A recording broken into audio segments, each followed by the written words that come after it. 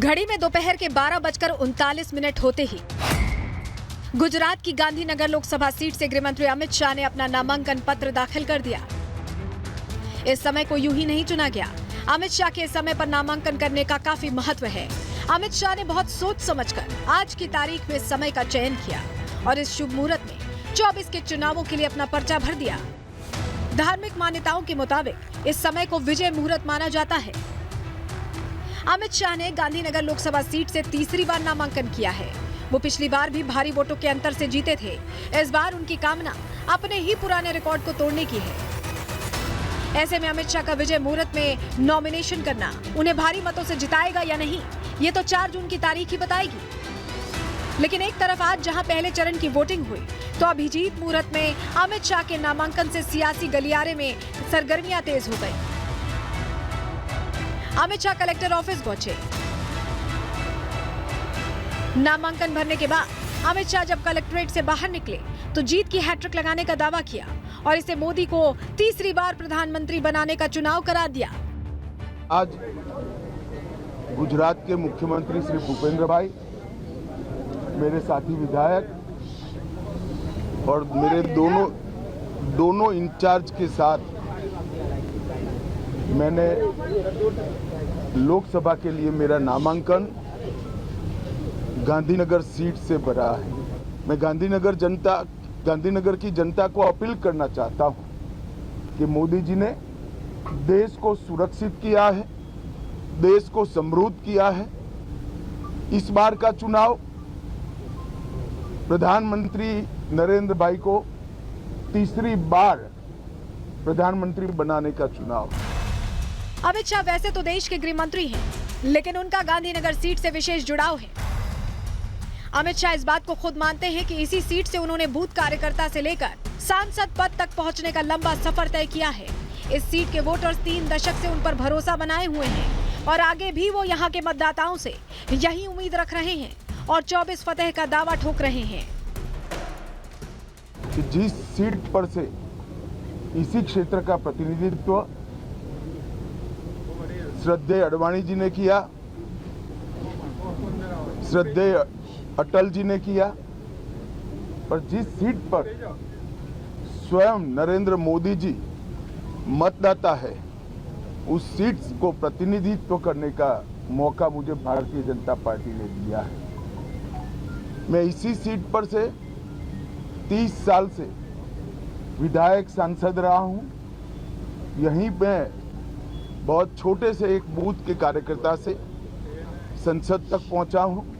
इस चुनाव में पूरा देश नरेंद्र मोदी जी को तीसरी बार 400 पार के साथ प्रधानमंत्री बनाने के लिए उत्साहित।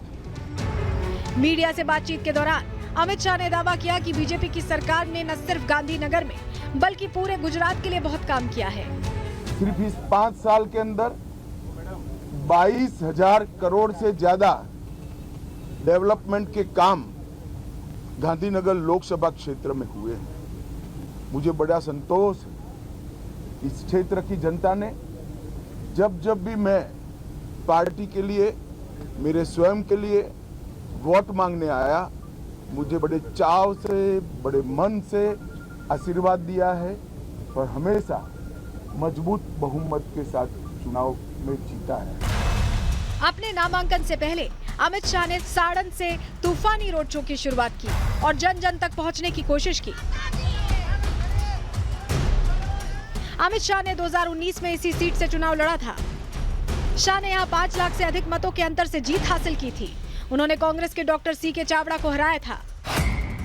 इस जिले में 7 विधानसभा क्षेत्र आते हैं और सभी पर बीजेपी का कब्जा है। पिछले विधानसभा और लोकसभा चुनाव में यहाँ बीजेपी ही अव्वल रही थी।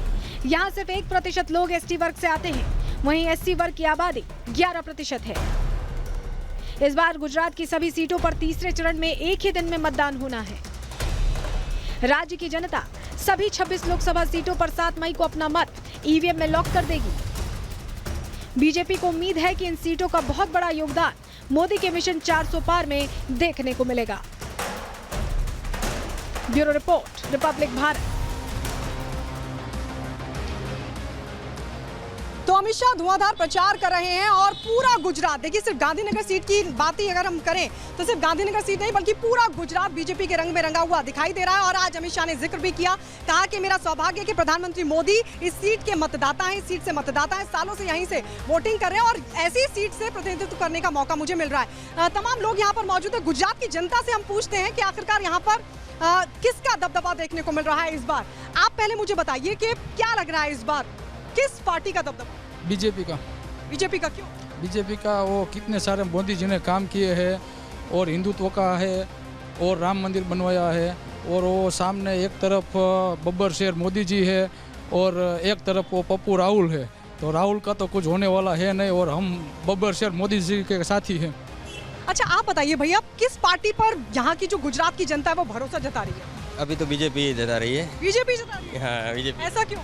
अभी तो आप देख ही रहे हो, ग्रीन सिटी बनाया ऐसा करे और आज भी अब लग रहा है कि अब जाएगा ये 12 लाख के पार तो अमित शाह जाएगा पक्का। अच्छा अमित शाह 12 लाख के पार? पक्का पक्का। अरे वाह, वो तो 10 लाख का दावा कर रहे हैं। नहीं अभी जाएगा तो पक्का। देखिए अमित शाह को लेकर बड़ा दावा लोग कर रहे हैं, कह रहे हैं कि 12 लाख के पार उनका जीत का जो वोट का जो अंतर है जीत का वो रहने वाला है। आप तो लगातार गुजरात के रंग में आपको दिखा रही हूँ और ये मैं अपना एक्सपीरियंस बता रही हूँ कि किस तरीके से पूरा भगवा रंग में गुजरात रंगा हुआ नजर आ रहा है। श्वेता लगातार वहां पर बनी हुई। Shweta, over to you. बिल्कुल गायत्री, आप वहां के रंग दिखा रही हैं तो चुनावी रंग भी बड़े दिलचस्प है। एक बड़ा दिलचस्प रंग मैं यहाँ रामपुर से एक बार दिखा देती हूँ। शो को खत्म करें उसके पहले जरा तस्वीर दिखाते हैं। भाई साहब ये तो पूरी गाड़ी को ही आपने अपनी लाइट लगवा दी। हाँ, इतने खुश हो गए आज लोकतंत्र के महापर्व में, आप उत्सव मना रहे हैं। हाँ बहुत चुनाव बहुत बढ़िया रहा, मोदी को वोट दिया है। आपने अपनी पूरी गाड़ी को ही यहाँ पर एक देखिए ये होती है लोकतंत्र की खूबसूरती कि जब मतदाता अपने मतदान को करने के बाद बाहर निकलता है तो उस उत्सव को मनाता है और वो उत्सव की जो तस्वीरें हैं उसकी शुरुआत हो चुकी है पहले चरण के मतदान के साथ। अनामिका बहुत बहुत धन्यवाद जुड़ने के लिए। गायत्री आपका भी बहुत बहुत धन्यवाद। हर दिन IPL में आपको चुनावी विश्लेषण समझाते रहेंगे, हर दिन यूं ही मुलाकात करेंगे। आज के लिए दीजिए इजाजत, नमस्कार।